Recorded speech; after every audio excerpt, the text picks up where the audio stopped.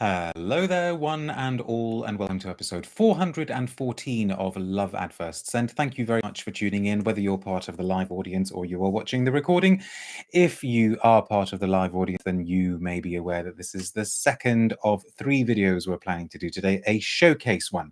A showcase of every single eau de parfum, and we can say every single one because they've only got 5 at the moment, from the brand Strangelove. But this is by no means a new brand. In fact, they released their first scent as a perfume oil in 2014, nearly 10 years ago. So it's taken me a little while to review them. And also, I probably should have got my act together a bit sooner because they launched in Harrods, I believe. They were one of the original brands that launched in the Salon de Parfum. I haven't done my usual thing. First comment goes to Rachel, who says, Strangelove, one of my favorite houses. Ah, wonderful. That's really, really good to know.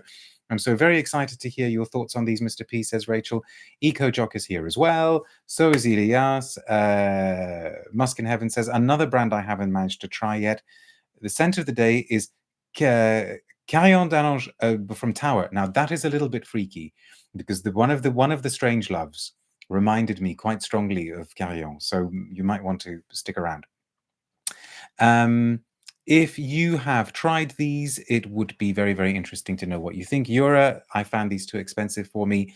I was quite aghast again when I found out how much these cost. I sort of smelt them without knowing anything about the cost, and there were a few that I sort of thought, oh, wouldn't mind adding these to the collection, and then I found out how much they are.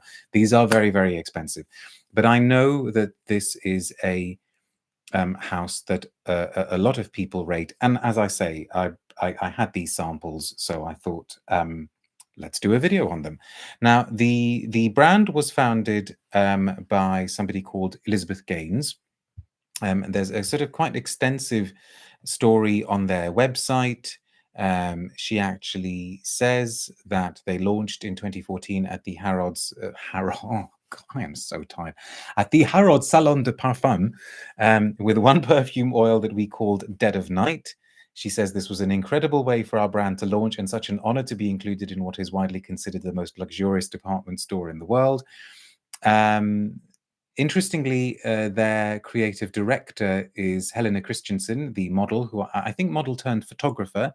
And also, interestingly, every single one of their perfumes so far has been made by, the idiosyncratic, unpredictable, irrepressible Monsieur Christophe Laudamiel.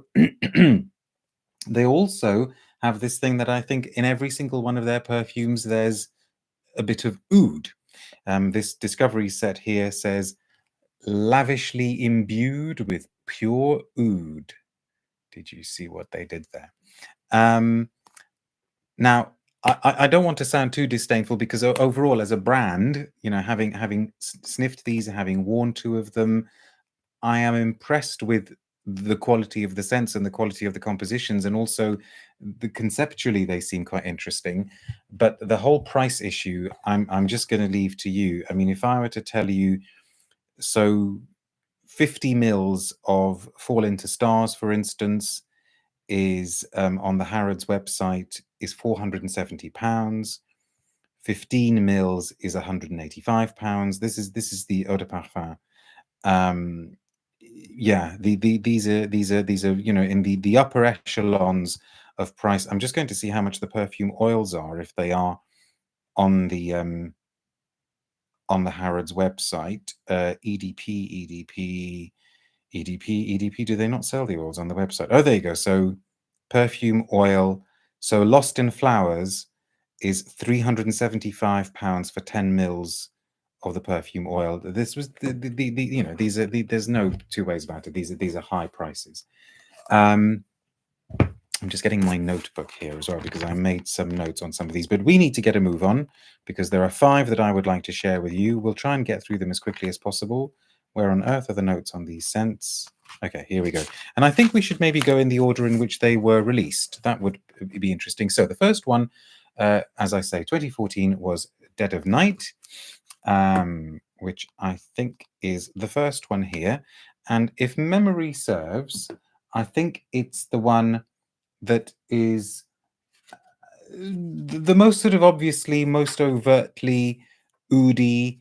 It does that oud rose thing, but it does do it pretty well. Okay, let's have a sniff. That's £20 gone on that spray just then. Where's my pre-sprayed one as well, just to have that ready? Oh, the very first words I wrote, I'm just looking at the notebook here, I wrote enticingly animalic. And perhaps I better not read what else I wrote. Never mind.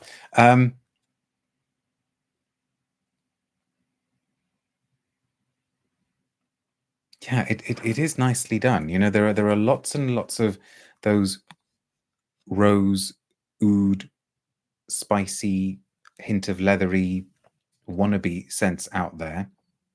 But this one does it very well. It is very, very, very smooth.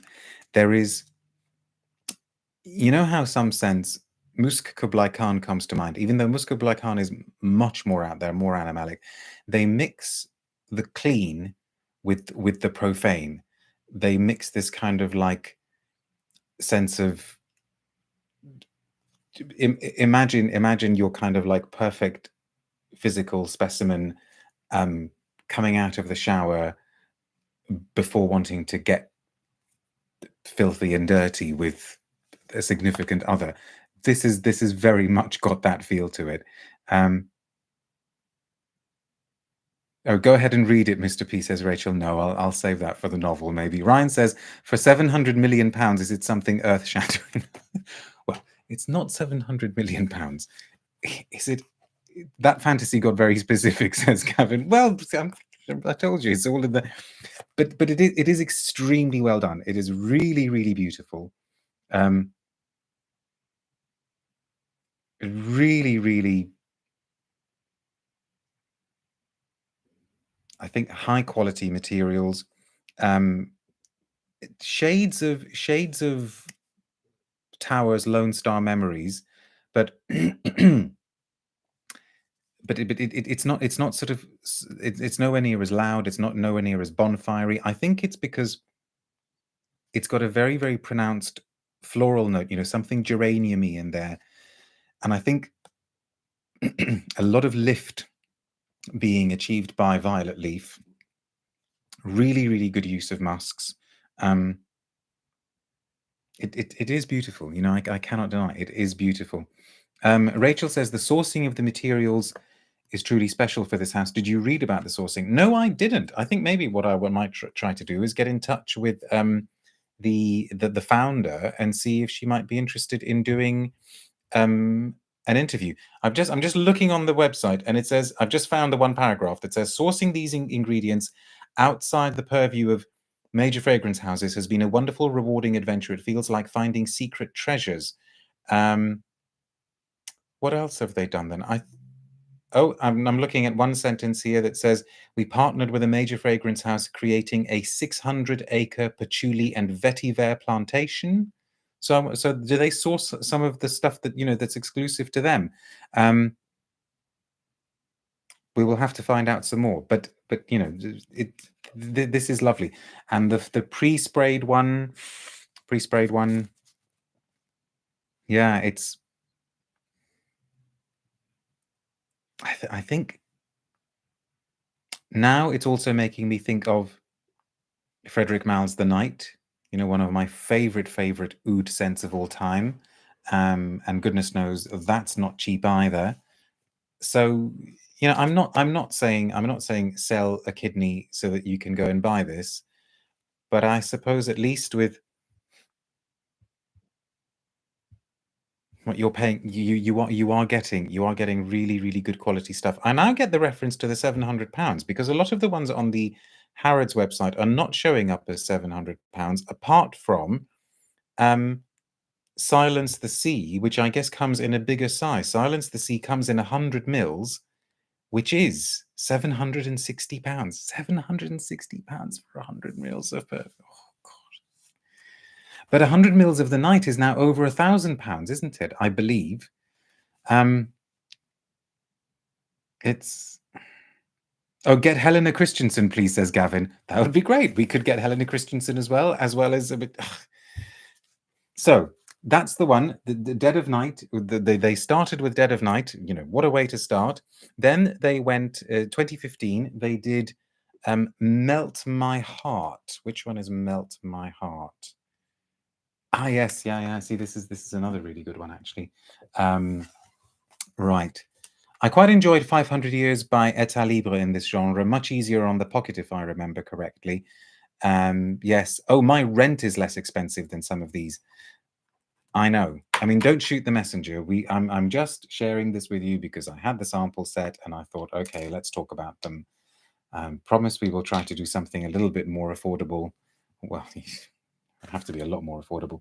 But Melt My Heart. Now, for Melt My Heart, the first image that came to my mind, this is what I wrote. I kid you not. I wrote, killer kittens with magnetic smiles.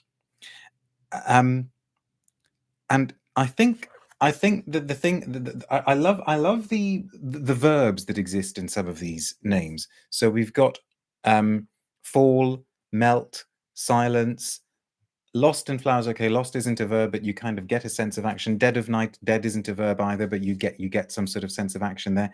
Have you been watching Late Night Channel 4 again, Mr. P? I haven't been watching any Channel 4 at all, but it starts off. See, Christophe Laudamiel is very, very good, very, very highly skilled in making perfumes that have just the right level of weirdness to them, just the right level of something unsettling.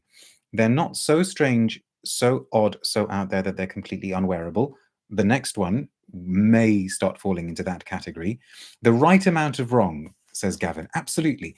There's just something about, and that's what makes them distinctive, and that's what makes his best work memorable. It's the thing that makes you go, ooh, you know, wasn't expecting that. I can't just dismiss this as a pleasant floral or whatever. So Melt My Heart is, on the face of it, a really, really beautiful, buttery, creamy, none too dry iris, gorgeous iris. But there's this kind of plasticky feel to it that comes in, which immediately, to my mind, tied in with the word melt, because I thought, oh, it is just a tiny little bit like a vision of melting plastic rather than the smell of melting plastic, or maybe shrink wrapping that's just been wrapped around something a little bit too tight, so it starts you know, creasing and crumpling, and also a kind of chocolate note comes into it completely unexpectedly. So then you know, I went with the cat imagery, and I've written here a kitten's fur, but also its very, very sharp teeth. It's got this innocent and deadly thing happening, but the iris note is just heavenly. Is that any cheaper at all? I suppose it's not going to be any cheaper, is it? Am I going to be able to find? So this is Melt My Heart. No, again, £470 for 50 mils. I mean, that is, you know, I'm not going to buy. I'm never going to buy that. I'm never going to spend that amount of money. There's probably only been one time when I was even in that kind of ballpark. But actually, no, I tell a lie. Not for 50 mils. I wouldn't do that for 50 mils. And where's the pre-sprayed one? Melt My Heart, Melt My Heart. Is that Melt My Heart? There we go. Yeah, the iris is just so lickable and buttery and somehow mimosa-ish. It's really, really romantic. Nicely done. Just nicely done. The most expensive perfume you've bought, Mr. P, do tell. I'm not telling you now. And Rachel says, Silence the Sea is my favorite, but everyone else hates it. Okay, perfect timing, because that's the third one. And as I said, I don't want to dwell on these for too long. So then you start with a beautiful rosy oud. Then you come along with a gorgeous creamy iris. What do you do next? Well, I suppose if your name is Christophe Laudamiel, you completely throw people. You completely throw a kind of curveball, and you produce Silence the Sea. Now, I warn you, what did I write for Silence? I wrote, oh my God. They were the first words I wrote. But I found this so compelling, so intriguing, really, really intriguing. I mean, you know, genius perfumery in some senses. Oh God, it's so weird. Oh, Silence the Sea. Okay, this is the sea. And I remember what else I wrote. Now, a lot of you will know, regular viewers will know, that I grew up in the Middle East, and I keep talking as though I lived in Dubai. I didn't actually live in Dubai. You kind of did whatever you were going to do in Dubai. You went shopping in Dubai. I went to school in Dubai, but I actually lived in Sharjah, the neighboring emirate. And every now and then we would go to the Sharjah fish market, the fish souk, to buy fish or prawns or whatever. I was immediately taken back to the Sharjah fish souk, because not only is it the smell of the sea, but it's actually smells like Poseidon's dishwasher, says Yura. Completely. It is the smell of shellfish being shelled. It is the smell of scales and also some slightly more grisly details, like, you know, when the fish have been gutted, you can sort of see, I don't know, their innards. Like it's got something metallic in there. It's got a sense of blood. It's got a sense of it's kind of got a sense of death, but also this raging sea. And I think it's really, really interesting that they've called it Silence the Sea, because here the sea is raging and it is very, very loud, and it's like the perfume is doing battle with the sea. I've also written kelp exclamation mark and then very strange. There is something really, really kind of threatening and angry and weird about it. But look, it's heading in the direction of Sécrétion Magnifique from État Libre d'Orange. And even though each time I smell it, I do a kind of, oh my goodness, I'm not sure, it isn't sufficiently off-putting to actually make me go, oh my goodness, I can't take this. Actually, it is more compelling than off-putting. You keep sort of checking in with it to see, oh, can I take it now? What is it? What's it like? What's it like? And I think in that sense, it takes me closer to something like Byredo's MM Ink, because it does that strange metallic iodine-like kind of Uranus strange thing. There you go. I've written iodic, inky, crustacean, metallic. It does it so well. I wear this all the time at home, says Rachel. Well, I'm sure it works really, really well on you. Where's the pre-sprayed one? Can you wear this in an elevator and still be considered civil?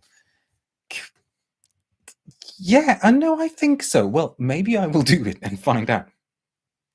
Oh, it's so bizarre. It's so bizarre, but I kind of like it.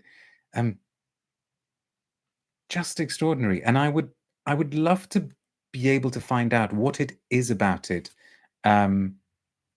that makes it palatable. Christian says, for all those who want a smell of clam chowder, 50 mils of Silence of the Sea at Harrods is down from 470 to 235.